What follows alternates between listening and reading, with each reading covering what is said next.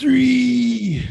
Welcome back to the Epidose. These crazy people just keep eating meat and can't stop talking about it. Hi, I'm Tom Clark, and this is Justin Giebler, also known as All Out Life Carnivore on social media platforms. So we want to thank you for joining us. Welcome back. Welcome to the show. This is another short ribs, a short, sort of concise video. We also do long format ones, sometimes called the long bone. And most of those we're doing right now is live streams, Sunday afternoons at 5 p.m. Pacific Standard Time. In fact, we're going to be recording one in about 45 minutes. So we hope to see you there, even though this is coming out afterward. So I want to thank you for being here. Make sure you're subscribed, leave us some comments, and hit that like button. All that interaction helps the channel get promoted above and beyond what we can personally do. So it's greatly appreciated. Doesn't cost you anything to leave a comment or hit that like button or subscribe or send the link to somebody who might be interested in it. But it will be greatly appreciated by us and hopefully the people that see it because you made some effort. So anyways, Justin, why don't you take us home and tell us what the topic is today? Yeah, today's topic is real immorality. Turn. Tell us the lesson that we must learn. So today we were going to talk about how, at least it's my belief, and I think Tom shares this belief as well, and many others in the carnivore community, that the future of healthcare for both mental and physical health is keto and carnivore diets. I, coming from a mental health background, there are many stories, but even my own personal experience where the carnivore diet seems to have relieved many symptoms of having, low mood, low motivation, low energy, depression-like symptoms, some anxiety, negative thought thinking, negative patterns, just kind of like better self-esteem overall, and like emotional regulation, mental regulation, things that many people struggle with. I was on psychiatric medication at one time in my life. I was off of it many years before I went carnivore, but just kind of plugged through my symptoms, just kind of kept things going. I was functional enough, right? But I don't remember really feeling good until a good six months into carnivore. There's just something about when you're struggling with mental health, and I think some physical health stuff too, which I also had some of that. You don't like looking in the mirror. It's just you kind of avoid mirrors. And now, I like looking at myself in the mirror, maybe a little bit too much now. And I don't mind taking a picture of myself or something like that. Whereas, I kind of used to cringe at the thought of that. And so it's just, I think it comes down to self-esteem. But we have some near miraculous stories. Of course, one of my absolute favorites is our friend Emily, who, her bipolar went into remission, resolved, which is, if you ask a typical psychiatrist, therapist, what have you, they'll most likely tell you that, especially without medication, remission of bipolar is impossible. So there's one for sure. We have Lady Carnivore, who talks about OCD and a few other things, anxiety, things of that nature, which has resolved due to the carnivore diet. Brett, the thankful carnivore, of course, severe psychotic depression, for decades on all the psychiatric meds, everything to my understanding, he is currently off psychiatric medication and has been symptom free for more or less over 3 years now, I think going on year 4. So yeah, there's all these incredible stories of these mental health issues going into, if not total remission, near total remission, or at least to a point where oftentimes they're able to come off medication. Now, of course, while under the care of a psychiatrist is advised, Yeah, I like to refer to the videos from Dr. Chris Palmer.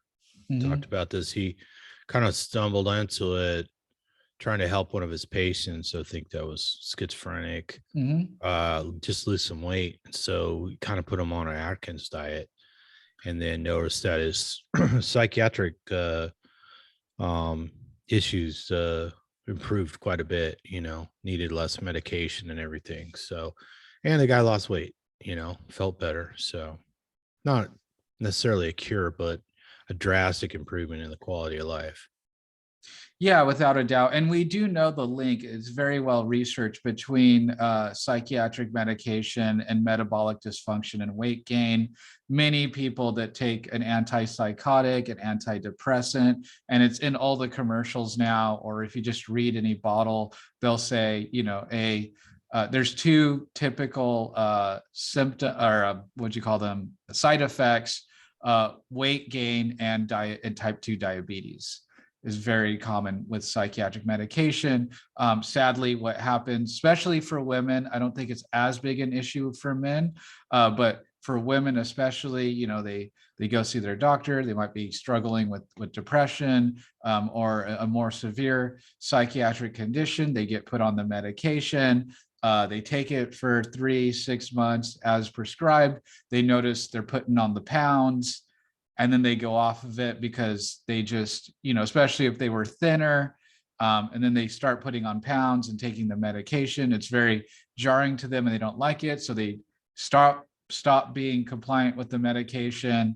And then they kind of get stuck in the cycle of going on and off medication, especially with those that are, like I said, the more severe psychiatric conditions such as schizophrenia and bipolar. Even if you can get them on medication, it's very hard. At some point, they typically, I want to say, find a reason to come off the medication. They feel so good, they feel like they don't need it. Oftentimes, or the weight gain are typically the two reasons they come off. Symptoms come back, and it kind of gets stuck in this cycle. Yeah, so it's kind of seems as though there's certain parts of the brain that become insulin resistant. And so there are cells in the body that require blood gooses, Blood uh, gooses. There you go. blood glucose. And when they become insulin resistant and they can't get enough glucose in, that seems to have something to do with psychiatric issues getting worse. So, for some reason, well, for some obvious reasons, when you go on a low carbohydrate diet, then Low coal diet. What? a low coho diet, Low coho diet. There then you go. your insulin Is that resistance. is that the ebonics for low carb? Not exactly ebonics is sort of an offshoot, something you find in the burbs. And this is why people come to our channel. We have a culturally sensitive channel. Very. So yeah, so the insulin resistance apparently gets better, and then glucose can get into the cells, and then people's brains function better. Imagine that. Also, there also seems to be very important amino acids, choline, carnitine, which seem to be very important for brain health and brain activity. Not to mention, typically, if you're on a carnivore keto, it's kind of in the name, but diet, low carb diet, um, you produce ketones, beta hydroxybutyrate, also many other processes, but it's just easier on the brain to function because it's less of a difficult process to get to the cells, ATP, what have you. And so, which is why many of us that are in this community feel that our less brain fog, our brains are a little sharper. We can think just a bit quicker compared to before. So yeah, so it's one part metabolic, but I think it's another part chemical, the other part fat. Typically standard American diet, despite those that'll tell you is actually low fat and low carbohydrate. I'm sorry, did you say Sorry, standard American diet? standard American diet, standard Western diet. Sorry, I meant low protein and low fat, standard American diet, sadly. Yeah. And so brain is like 65-70% fat. It needs that fat for the energy. The most, despite what anyone tells you, the most part of organ in your body that requires the most amount of energy, can be classified as calories, is actually your brain. Unless you're a 13-year-old boy that just discovered HBO. There might be other parts of the body. Anyway, that's for a different discussion. But go ahead, take it from here, Tom.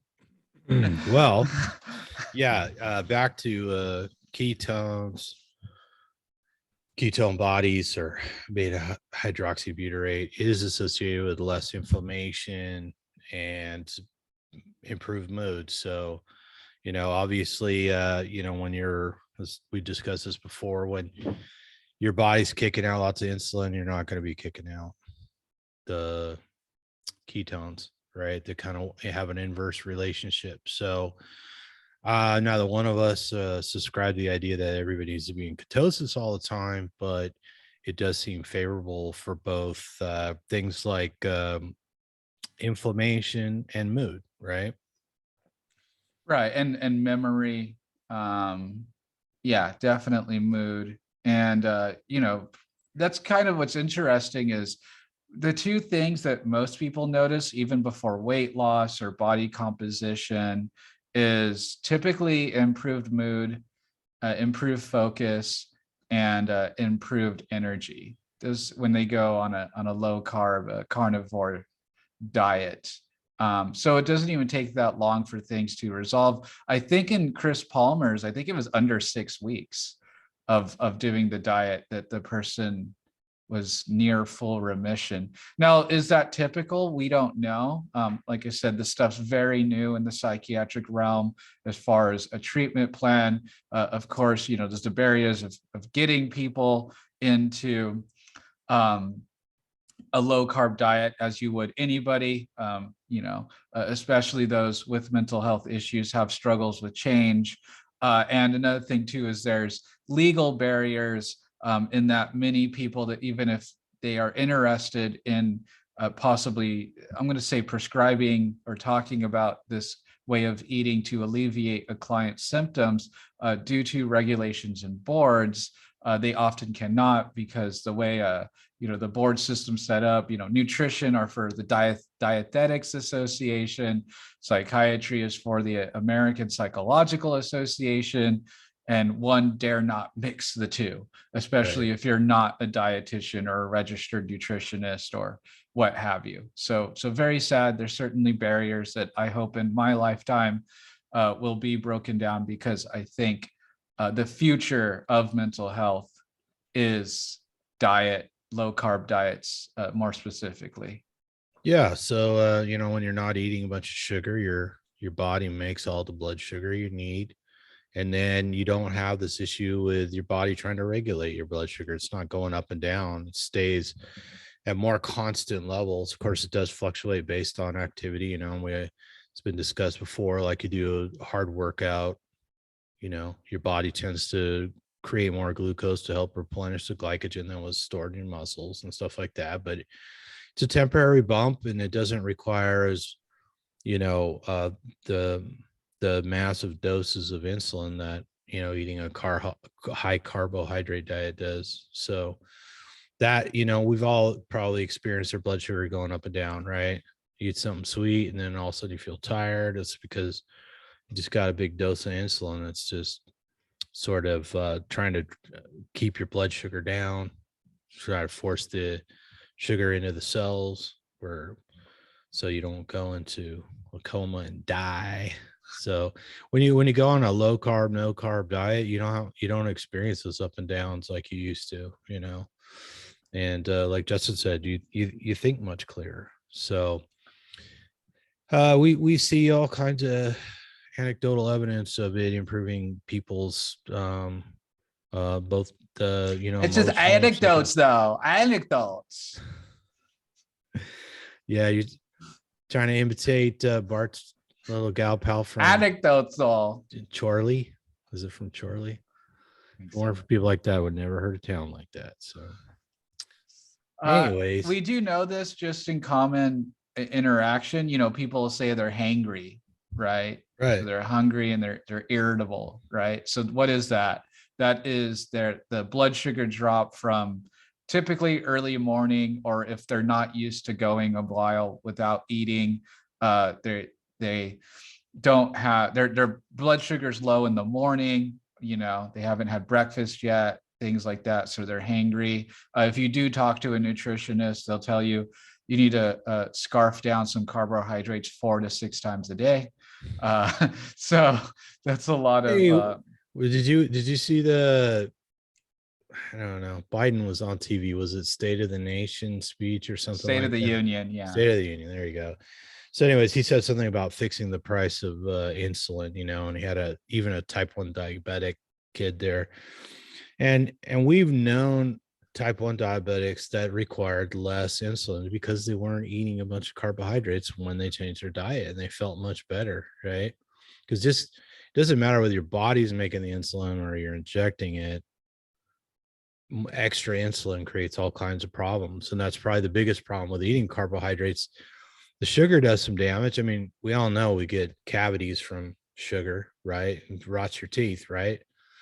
But also the insulin, all the elevated levels of insulin also do all kinds of damage to the body. And guys like Ben Bickman will argue from his research that that's a bigger problem than what the sugar does. So it's a good, you want to save money, change your diet, and you won't need to buy as much insulin. How about that? Now, I guess a lot of people don't worry about stuff like that because they've got insurance that pays for it. But at the end of the day, somebody's paying for it.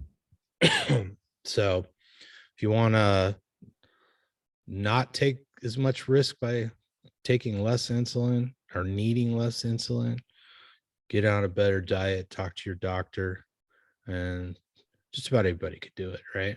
Because even type 1 diabetics usually produce some insulin, right? It's usually not zero. It's just not adequate. So they may still need insulin, but they won't need as much. And all the, if you're type 2 diabetic, there's usually a bunch of other medications that go with that, and they all have side effects.